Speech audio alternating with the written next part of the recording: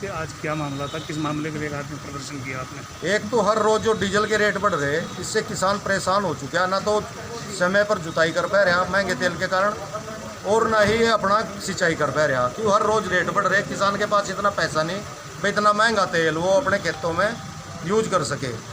तो हम सरकार से मांग करते हैं कि भी डीजल के रेट कम किए जाएं। दूसरा हमारा धान के रेट जो है बहुत कम दिए। हम सरकार से मांग करते हैं कि 2,500 रुपये क्विंटल हमें धान का रेट मिले।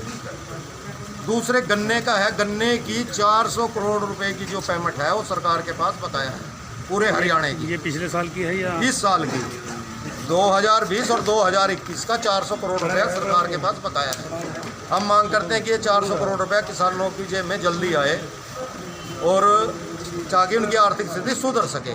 दूसरे गन्ने के विषय को लेकर एक मांग हमारी और है, जितने भी हरियाणा में शुगर मिल है वहाँ पे एक सहकारी तौल कांटा लगे जिसका नियंत्रण उपायुक्त कार्यालय से हो, क्योंकि अधिकतर मिल पिछले वर्ष घट तौली के कारण पकड़े गए, जिसमें केथल शुगर मिल का मामला है। वहाँ चिप घोटाला हुआ, किसानों को लंबा टांका उन्होंने लगाया, मोटा टांका, जिसको किसान को भारी नुकसान हुआ।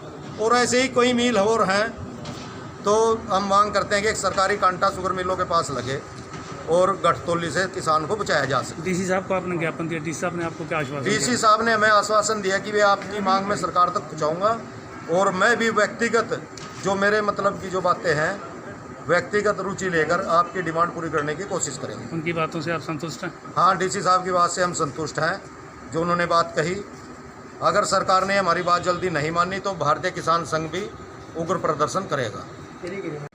दूसरा है धान की कीमत बढ़ोतरी को, धान के रेट कम बढ़ाए गए।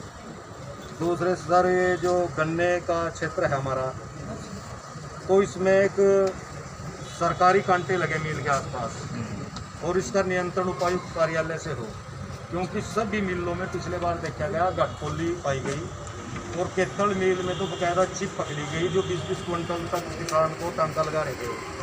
और हमारा सरस्वती शुगर मिल भी 1 क्विंटल तक चला है पिछले बार। हाँ जी, तो हमारी मांग है तो यहाँ सरकारी कांटे लगे और जो सर्वे हो इसमें सरकार का नियंत्रण। दूसरे जो अच्छी दुधारू पशु हैं उसकी स्कीम देगी ना, तो किसान उसमें अपना बड़े शौक से पशु पालता था, तो वो बंद कर दी सरकार ने और इसको दोबारा से शुरू किया।